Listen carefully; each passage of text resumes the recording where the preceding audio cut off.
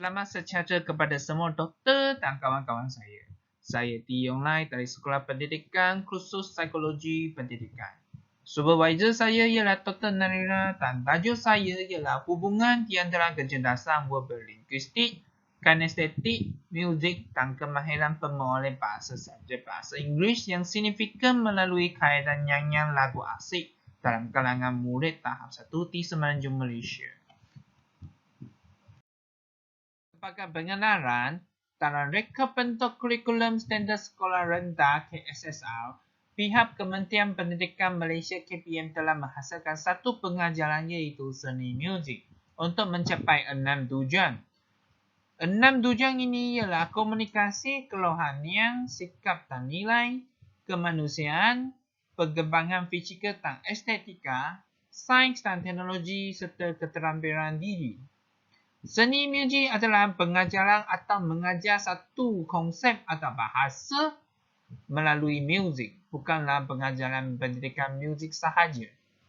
Para pendidikan dan buku teks yang diterbit oleh pihak bahagian Kementerian Pendidikan Kurikulum BPK telah menerapkan seni muzik dalam proses pembelajaran dan pengajaran sebagai didahulu, terutamanya subjek bahasa Inggeris. Hal ini disebabkan melodi lagu memberikan kemudahan yang senang bagi seseorang mengingati perkataan dan ia diputik daripada Tempatan Kajian Muhammad Amirul pada tahun 2014. Di sini, kaedah nyanyian boleh dikatakan kaedah yang sangat berefektif dalam kalangan pengajaran guru. Hal ini disebabkan unsur-unsur konsep muzik seperti melodi, irama, tekstur, bentuk dalam lagu-lagu memberikan impak yang besar kepada kemahiran pemolehan bahasa murid. Oleh itu, kajian ini ingin mengkaji kesan yang dibawa atau hubungan yang diberi di antara kaedah nyanyian dengan kecerdasan murid dan kemahiran pemolehan bahasa subjek bahasa Inggeris.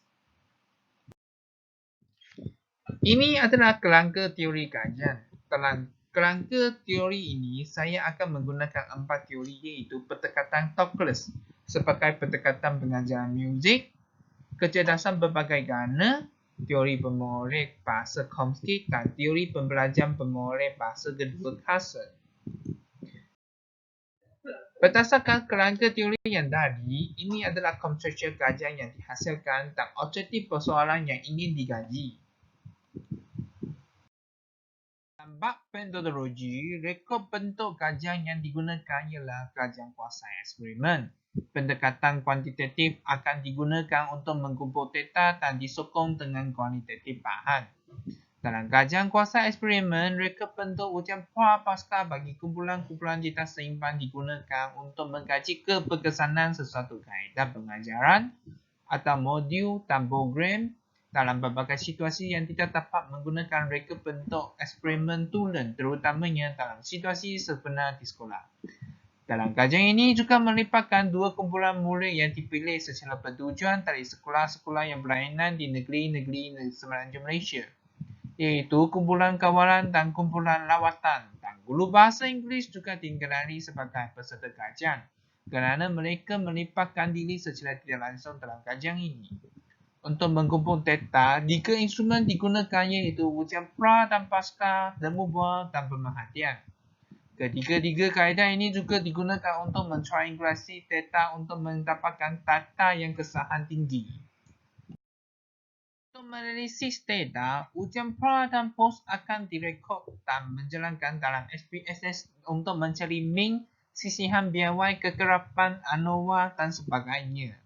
Bagi temu bual dan pemerhatian, rekod anekdot dan senarai semak digunakan untuk membuat coding mengikut tema yang sesuai. Kesimpulannya, kajian ini perlu dijalankan kerana tidak semua guru mengetahui kesan yang diberi oleh kaedah nyanyian yang dijalankan. Selain itu, kajian boleh membantu kita mengetahui konsep muzik yang mana satu sesuai mengikut tahap pembelajaran murid supaya mereka berminat dalam pembelajaran mereka dan dapat meningkatkan perkembangan kognitif melalui teria mereka. Tambahan pula, kajian ini juga membantu para pendidik dapat menilai dan membuat pendapat baik atau variasi rangsangan terhadap pengajaran dan pembelajaran mereka ke arah pembangunan sekolah dan meningkatkan pencapaian akademik murid. Akhirnya, kajian ini boleh menjadikan sebagai rujukan kepada pihak KPM, PPK dan sebagainya. Sekian, terima kasih.